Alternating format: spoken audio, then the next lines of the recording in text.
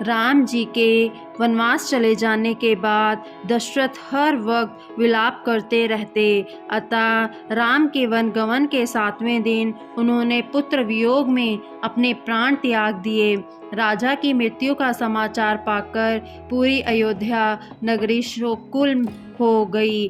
भरत और शत्रुघ्न अभी अपने नानिहाल से नहीं लौटे थे और वे अयोध्या में घट रहे पूरे घटनाक्रम से अनभिज्ञ थे। तब गुरु वशिष्ठ ने दोनों राजकुमारों को अयोध्या बुलाने के लिए दूतों को भेजा। उन्हें चेतावनी दी गई कि राजकुमारों को यह दुख समाचार ना सुनाया जाए। केवल यही संदेश दिया जाए कि गुरु वशिष्ठ ने उन्हें अयोध्या लौटने की आज्ञा दी है। यहाँ आकर वे स्वयं ही सब जान जाएंगे। गुरु वशिष्ठ के निर्देश अनुसार राजकुमारों के लौटने तक राजा के पार्थिव शरीर को औषधि युक्त लेप लगाकर रखा गया। के कई देश पहुंचकर दूतों ने भरत और शत्रुघ्न को गुरु वशिष्ठ का संदेश दिया। गुरु की आज्ञा सुनते ही दोनों राजकुमार अपने मामा से विदा लेकर अयोध्या की ओर चल पड़े। 8वें दिन वे अयोध्या पहुंचे। अयोध्या में चारों ओर शोक का वातावरण था।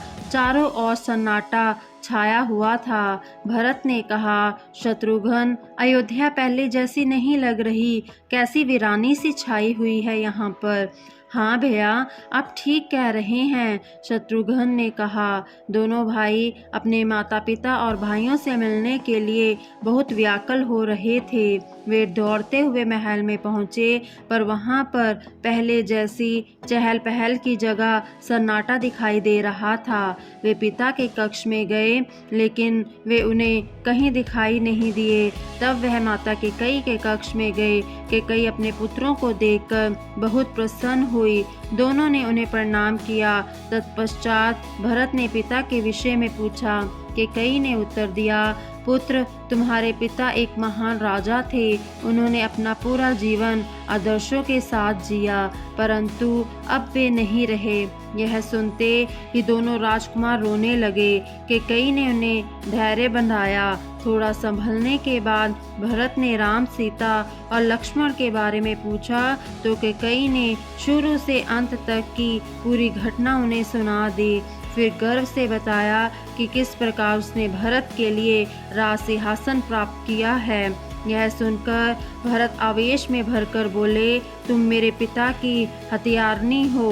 तुमने ही षड्यंत्र रचकर मेरे भाइयों और मेरी माँ समान भाभी को वनवास भेजा है। मुझे तुम्हें माँ कहते हुए भी शर्म आती है। अब मेरा तुमसे कोई संबंध नहीं है। कक्ष के एक और मंथरा खड़ी थी। जब शत्रुघ्न की दृष्टि मंथरा पर पड़ी तो वह घृणा से भर उठे। उन्होंने इसे जोर से ठोकर मारी। मंथरा एक और जा गिरी और दर्द के मारे चीख पड़ी।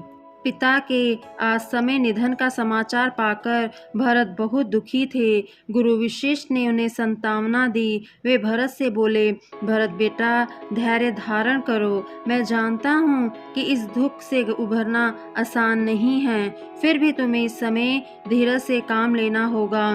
तुम तो जानते ही हो कि राम यहाँ नहीं है, इसलिए उसकी अनुपस्थिति में तुम्हें ही अपने पिता का अंतिम संस्कार करना होगा।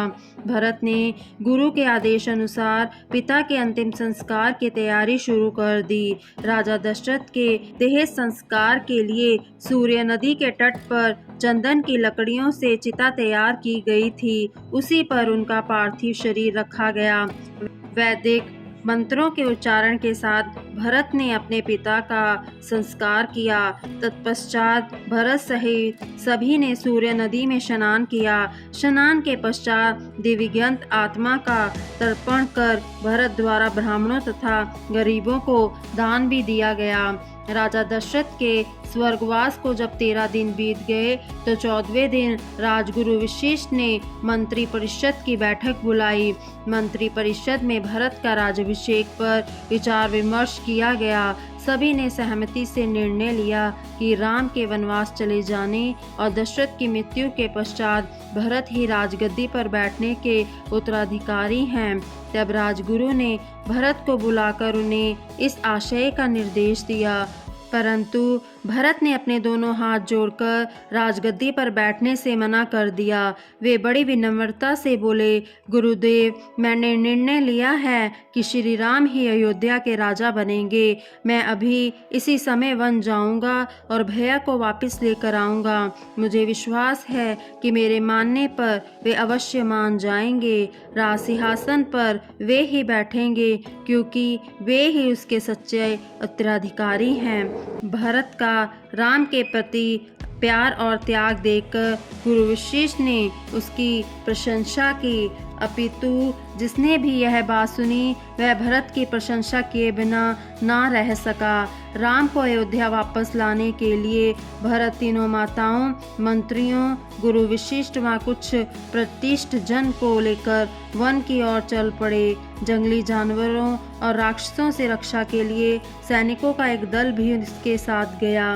उधर जब लक्ष्मण ने विशाल जनसमूह व घोड़ों की पदचाप सुनी तो वे चिंतित हो उठे। उन्होंने एक ऊंचे वृक्ष पर चढ़कर देखा तो उन्हें भरत सैन्य दल के साथ आते दिखाई दिए।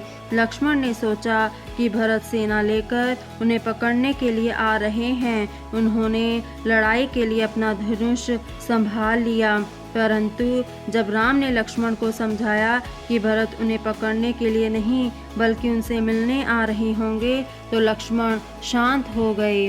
भरत व उनका दल शीघ्र ही उस स्थान पर पहुंच गया जहां राम, लक्ष्मण और सीता ठहरे हुए थे। जब भरत ने राम को वल्कल वस्त्रों में देखा तो वे अपनी भावनाओं पर नियंत्रण नहीं रख सके और रोते हुए उनके पैरों में गिर पड़े। उनके आंसुओं से राम के पैर धुल गए। राम ने भरत को उठाकर गले लगा लिया और भाई से मिलने की खुशी में उनकी आंखों से भी आंसू बह निकले। फिर भरत ने स्वयं को संभालते हुए साहस बटोरकर राम से कहा, भैया, पिताजी आपके वियोग को सहन नहीं कर सके और वह आपका नाम रटते रटते स्वर्ग सिधार गए। वे आपको वापस ले जाने आया हूँ। आप हमारे साथ अयोध्या चलें और वहाँ का राजपाट संभालें। पिताजी की मृत्यु के पश्चात यही उचित होगा कि आप राज सिंहासन की शोभा बढ़ाएं। राम पिता के निधन का समाचार सुनकर व्यथित हो गए। वे फूट फूट कर रोने लगे। राम को इस प्रकार दुखी देखकर भरत, लक्ष्मण और सीता ने उन्हें धैर्य बंधाया।